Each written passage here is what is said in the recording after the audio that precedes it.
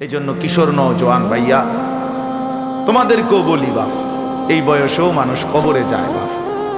তুমি মরে গেলে পৃথিবী কেউ মনে রাখবে না, কেউ কাউরে খোঁজে, কারোর জন্য কেউ থামে না, পৃথিবী চলতেই থাকে। তোমার আমার যেদিন মৃত্যু হবে সেদিনও সূর্য উঠবে, চাঁদ উঠবে, গাড়ি ঘোড়া দোকানপাট বাজার ব্যবসা সব চলবে, কিচ্ছু থামবে না, কিচ্ছু থামে না।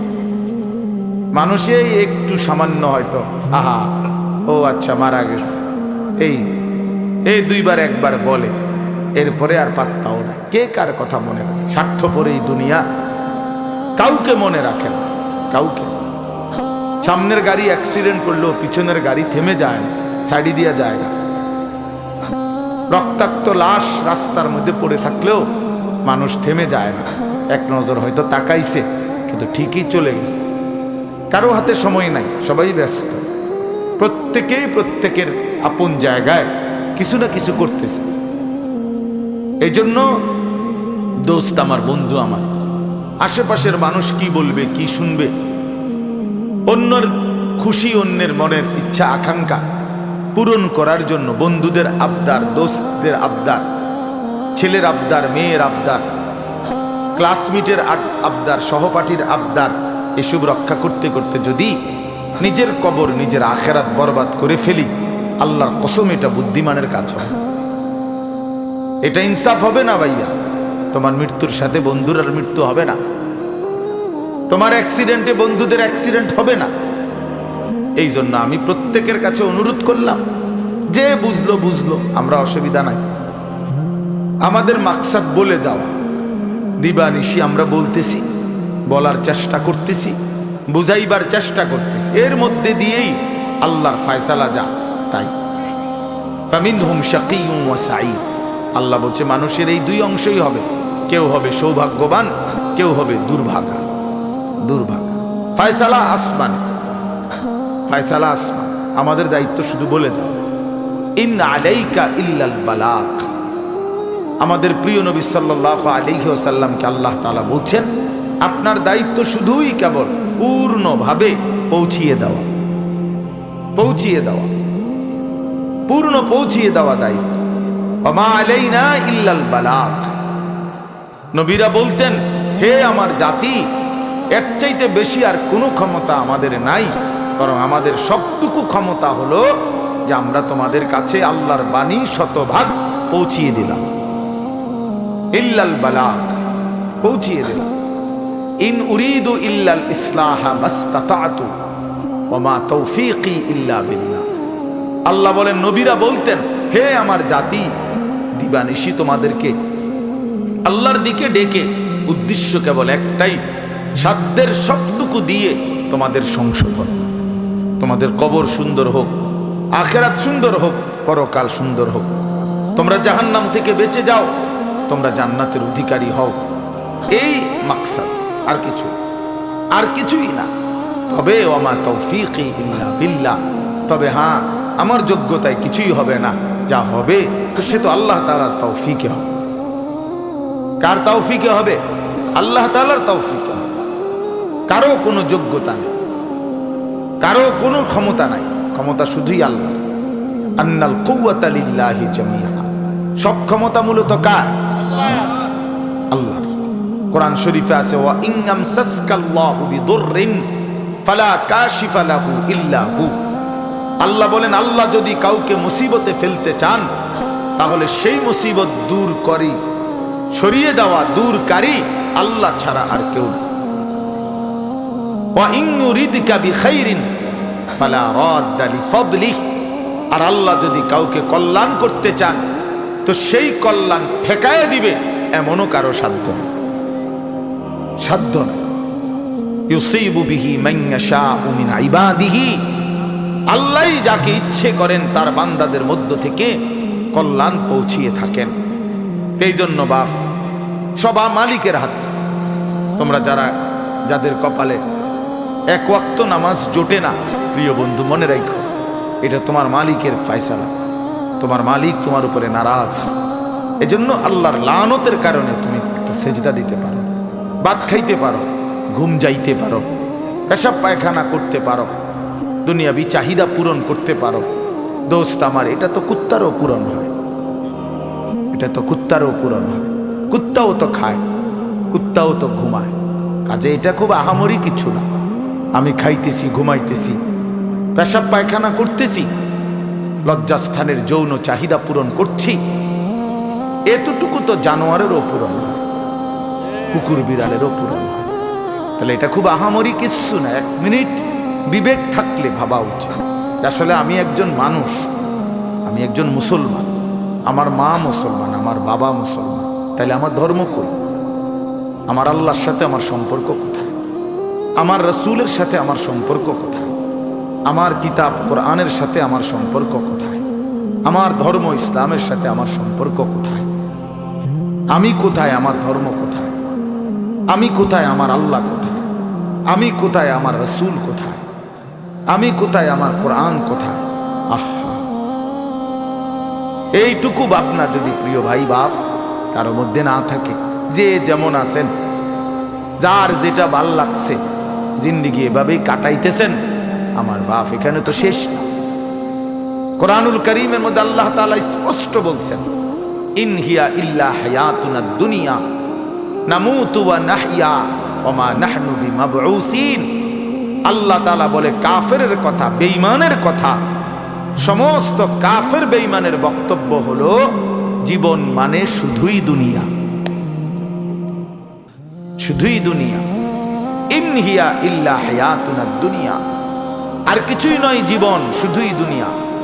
দুনিয়া খাইয়া পইরা ভালো আছে, জিফুত লইয়া বাত মাছ নিয়া গদ দুয়ার বাজার ব্যবসা করে ভালো আছে, এই তার মানে দুনিয়া, তার মানে দুনিয়া ভালো আছে। তো আল্লাহ তাআলা কসম কোরআন শরীফে এটা বলছে, এটা তো কাফেরের কথা, এ তো মুশরিকের কথা, বেঈমানের কথা, এ তো মূর্তি পূজকের কথা হইতে পারে, মুমিনের কথা হইতে পারে। মুমিনের এটা কোনো বিষয়ই না, ইমানদারের এটা কোনো বিষয়ই না। খাইয়া পয়রা ভালো আছেন না দুঃখে আছেন, এটা কোনো বিষয়। খাইয়া পয়রা ভালো আছেন, তো নবী সাল্লাল্লাহু আলাইহি ওয়াসাল্লাম যে ক্ষুধার্ত ছিলেন, কথা বলেন না, নবীজি পেটে পাথর বাঁধছিলেন কিনা ক্ষুধার কথা, তাহলে তখন তিনি ভালো ছিলেন না? কথার জবাব দেন না কেন? তো নবী সাল্লাল্লাহু আলাইহি সাল্লামের দেহ মোবারক থেকে যখন রক্ত ঝরছে তখন তিনি ভালো ছিলেন না? আমরা যে বললাম খাইয়া পড়ে ভালো আছি, খাইলে দাইলে ভালো থাকে, তিনি তো খান নাই। নবী সাল্লাল্লাহু আলাইহি সাল্লামের স্ত্রী আম্মা জান আয়েশা রাদিয়াল্লাহু তাআলা আনহা স্পষ্ট হাদিসের মধ্যে বলছেন, রাআইনা হিলালান সুম্মা হিলালান সুম্মা হিলালান মা আওকাদাত ফি আবিয়াতি রাসূলিল্লাহ নারুন। তিনি বলেন, আমরা এক চাঁদ দেখলাম, ওইটা ডুবলো, আরেক চাঁদ উঠলো, ওইটাও ডুবলো, আরেক চাঁদ উঠলো, এভাবে 3 চাঁদ মানে 3 মাস আমাদের ঘরে অতিবাহিত হলো। আমরা 9 জন নবীজির স্ত্রী ছিলাম, কারো ঘরে, হযরত আয়েশা বলেন, এই 3 মাসে চুলায় আগুন জ্বলে নাই। মা আওকাদাত ফি আবিয়াতি রাসূলিল্লাহি নারুন, কোনো আগুন জ্বলে নাই। তাইলে প্রিয় বন্ধু, 3 মাস যার ঘরের চুলায় আগুন জ্বলে নাই, রাসূলুল্লাহ সাল্লাল্লাহু আলাইহি ওয়াসাল্লাম এবং তার স্ত্রীদেরকে নিয়ে তিনি, হাদিসে স্পষ্ট আছে, আম্মা জান আয়েশা বলছে, জিন্দেগি তাইলে কেমনে কাটাইছি, আত-তামারু ওয়াল মা, খেজুর এবং পানি পান করে, এটুকু দিয়েই 3 মাস, সকাল দুপুর বিকেল সন্ধ্যা, প্রতিদিন প্রতি রাত একই খাবার, শুধু খেজুর শুধু পানি। তো এটুকু দিয়ে তাইলে রাসূলুল্লাহ সাল্লাল্লাহু আলাইহি ওয়াসাল্লাম ভালো ছিলেন না? সাহাবায়ে কেরাম ভালো ছিলেন না? নবীজির বিবিরা ভালো ছিলেন না? তো আপনি কেমনে হিসাব মিলাইলেন? আপনি মুসলমান কেমনে হিসাব মিলাইলেন? ফুদ বিদেশ পাঠাইয়া, মেয়ে বিয়ে দিয়া, বাড়িতে গদ্দুয়ার কইরা, এখন ভাত মাছ চাল ডাল খাইয়া আপনি ভালো আছেন? এতটুকুতেই ভালো থাকা এক মুসলমানের হিসাব? এটুকু না, মুসলমান এটাকে হিসাব বলে না।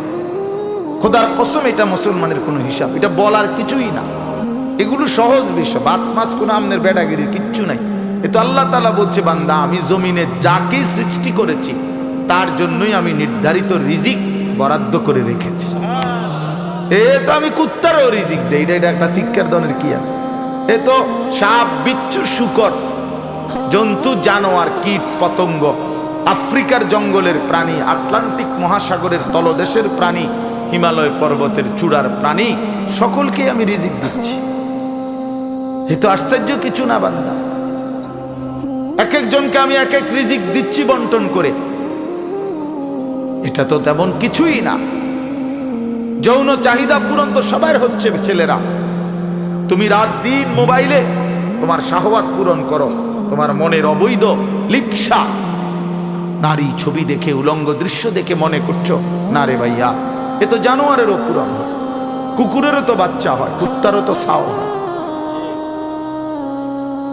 কুত্তারও তো বাচ্চা হয়, সেও তো যৌন চাহিদা পূরণ করে। তাহলে এটুকুই জীবন? শুধু এতটুকুই জীবন আমাদের?